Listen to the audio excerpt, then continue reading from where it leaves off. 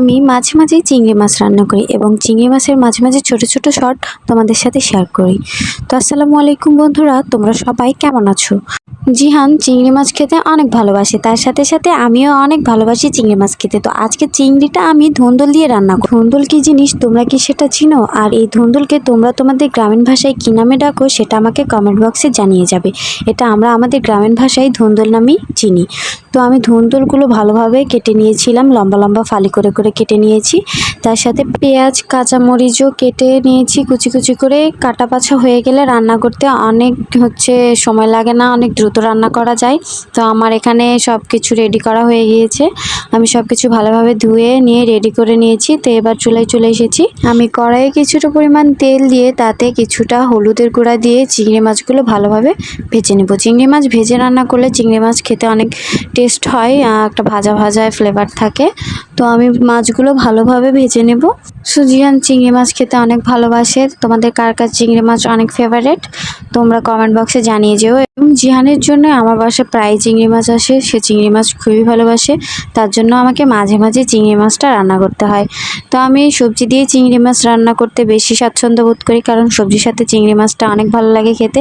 আসলে চিংড়িটা না, চিংড়ি দিয়ে সবজিটা রান্না করলে সবজিটা খেতে অনেক সুস্বাদু হয়। তো গল্প করতে করতে আমার চিংড়িটা ভাজা হয়ে গিয়েছে। আমি সেই তেলের সাথে কিছুটা তেল অ্যাড করে তাতে পেঁয়াজ কুচি এবং কাঁচা মরিচ ফালি করা দিয়ে দিয়েছি।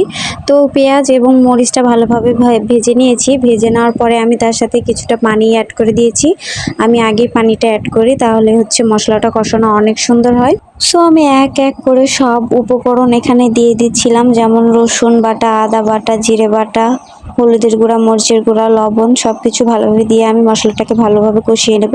আর আমি মশলা দেওয়ার পরে আরও কিছুটা তেল অ্যাড করি। এটা আমার নিজস্ব একটা রান্নার টিপস বলতে পারো, কারণ আমি ছোটোবেলা থেকে আমার আম্মুকে দেখে আসছি এইভাবে আম্মু রান্না করে।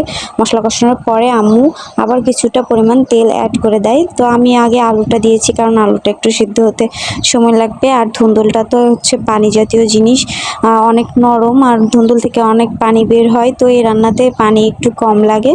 তো আমি চিংড়িটা আর আলুটাকে ভালোভাবে প্রথমে কষিয়ে নিয়েছি, তারপরেও এর সাথে ধুন্দুলটা অ্যাড করে দিয়েছি। তো ধুন্দুল দিয়ে তোমরা কে কে চিংড়ি মাছের রেসিপি খেয়েছো তোমরা কমেন্ট বক্সে জানিয়ে যেও। ধুন্দুল দিয়ে চিংড়ি মাছ খেতে অনেক দারুণ। তোমরা যদি না খেয়ে থাকো তাহলে বাসায় ধুন্দুল দিয়ে চিংড়ি মাছ এভাবে একদিন ট্রাই করে দেখো, অনেক টেস্টি খেতে। আমি সব কিছু আবার একসাথে ভালোভাবে কষিয়ে নেব কিছুক্ষণ ধরে। ভালোভাবে মাছ বা যে কিছুই হোক না কেন, কষানোর উপর রান্নার স্বাদটা ডিপেন্ড করে। তুমি যত কষাবে তত রান্নার স্বাদটা বাড়বে। তো আমি কষিয়ে নিয়ে সামান্য পরিমাণে পানি অ্যাড করে দিয়েছি, কারণ ধুন্দুল থেকে যে পরিমাণে পানি বের হয়েছিল তাতে আমার রান্নাটা অর্ধেক সেদ্ধ হয়ে গিয়েছে। সো এই রেসিপিটা যদি তোমাদের ভালো লেগে থাকে তাহলে তোমরা বাসায় অবশ্যই ট্রাই করো, ট্রাই করে দেখো কেমন হয়। আর ভিডিওটা যদি তোমাদের কাছে ভালো লেগে থাকে তাহলে লাইক, কমেন্ট, শেয়ার করতে ভুলো না যেন। সবাই ভালো থেকো, ধন্যবাদ। সবাই সুস্থ থাকো, আল্লাহ হাফেজ।